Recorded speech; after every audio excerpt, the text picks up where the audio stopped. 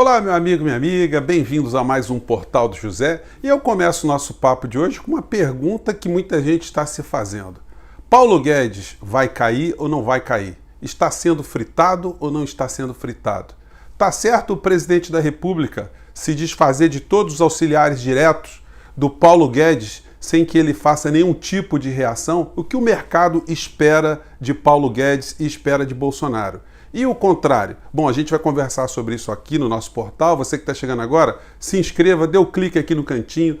Todos os dias nós fazemos análises dos principais acontecimentos no Brasil. Mande seus comentários, porque aqui são sempre lidos, são sempre considerados. Se gostar, dê joinha, compartilhe com seus amigos e vamos embora.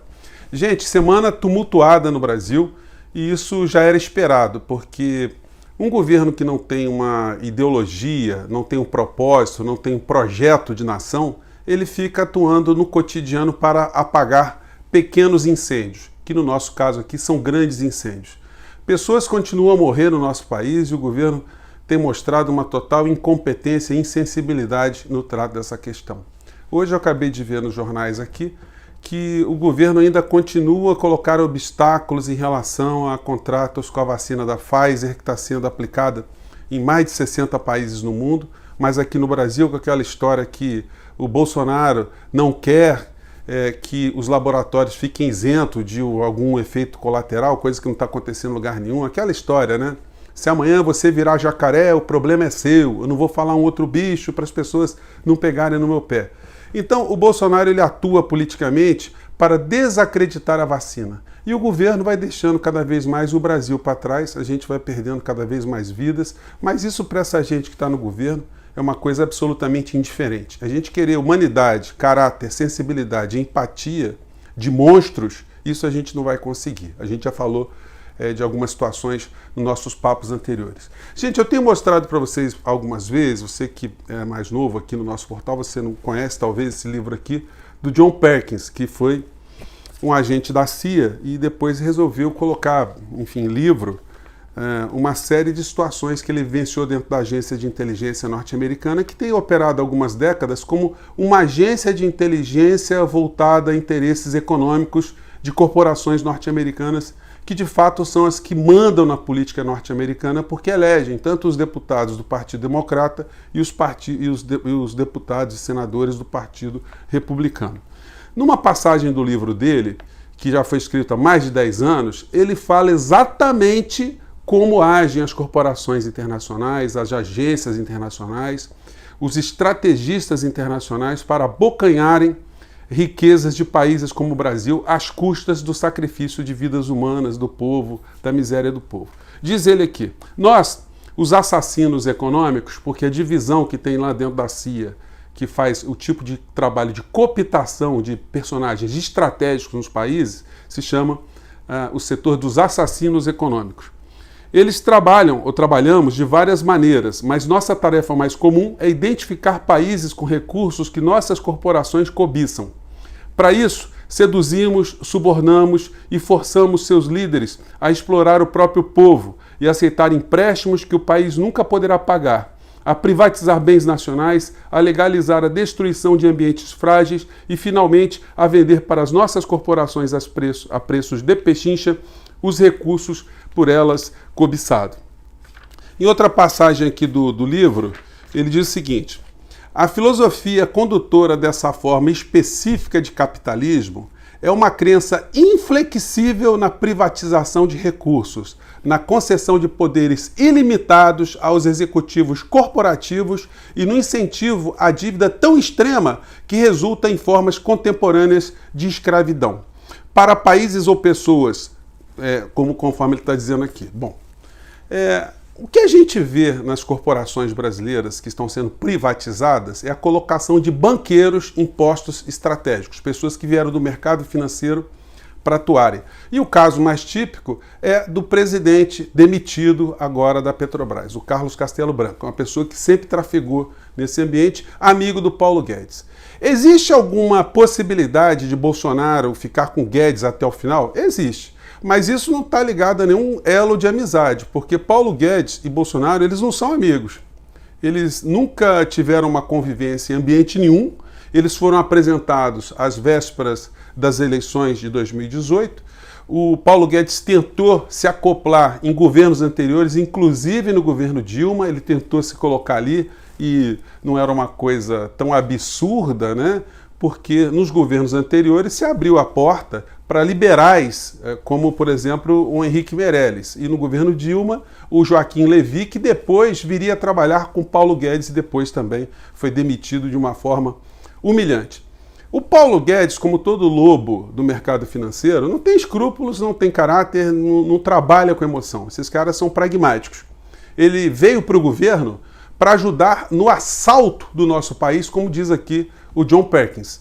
E à frente da Petrobras estávamos ali com o presidente que estava dando continuidade a esse processo todo.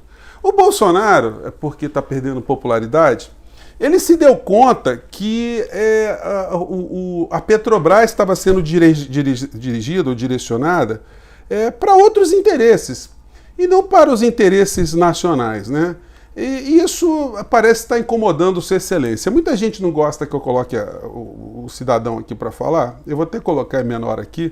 Mas ele deu uma declaração hoje que desmoraliza o presidente da Petrobras. Gente, é humilhante. Ele chama o presidente da Petrobras, que ele está demitindo, de vagabundo. Ele não usa essa expressão, mas é só você prestar atenção no que ele está dizendo e ver se isso é forma de tratar uma pessoa que estava com ele até agora, né? Se você não viu, observe o tamanho da geringonça.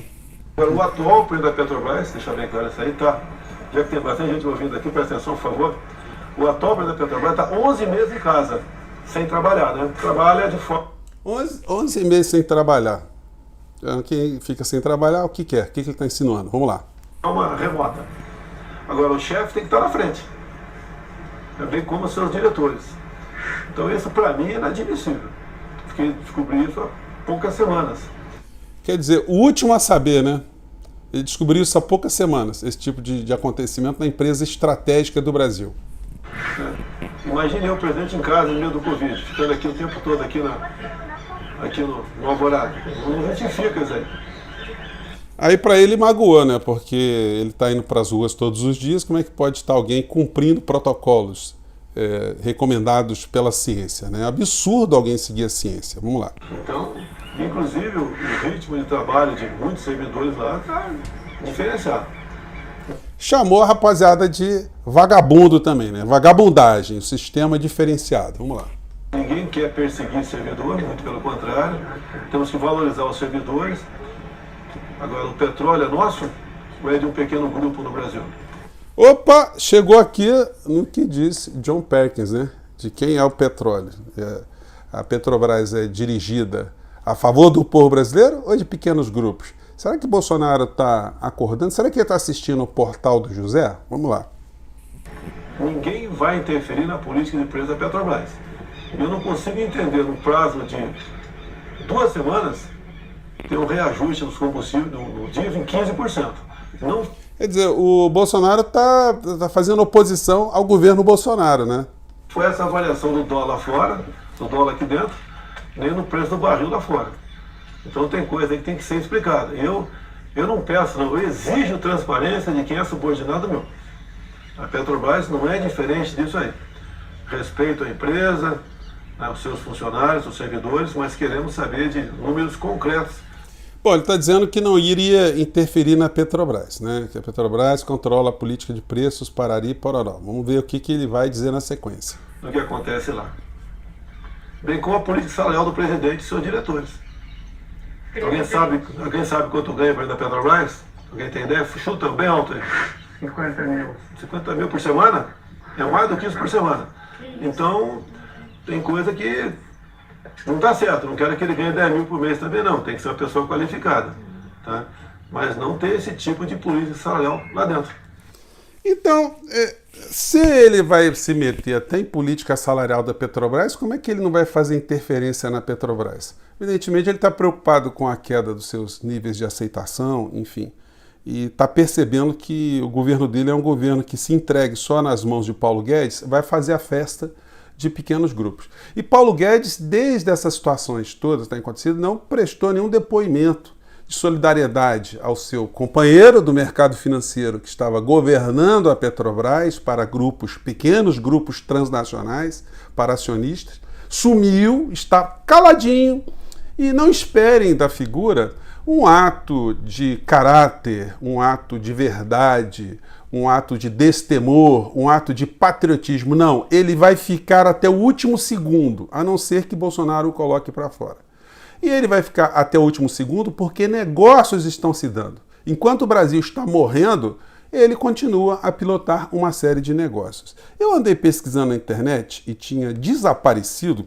Hoje, por acaso, eu achei um vídeo aqui de um colega youtuber com 60 visualizações que o dono desse vídeo aqui deve ter banido. Mas para ficar registrado, vamos repetir aqui o que essa gente foi fazer na rua, ou nas ruas, né, em apoio ao ministro saqueador de direitos sociais. Essa gente toda aqui, que perdeu os direitos sociais, que esse ano já não conseguirão se aposentar, a aposentadoria foi jogada lá para frente, foram para as ruas para homenagear a criatura que está agarrada, está pendurada nessa teta chamada Brasil, né? Vamos lembrar aqui qual era a impressão que essas pessoas passavam do homem mais forte do governo Bolsonaro.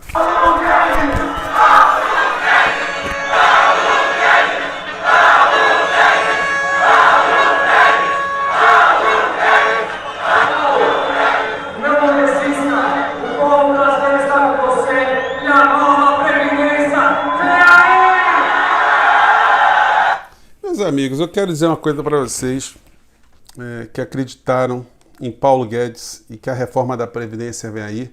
Vocês foram roubados. A situação no Brasil não melhorou.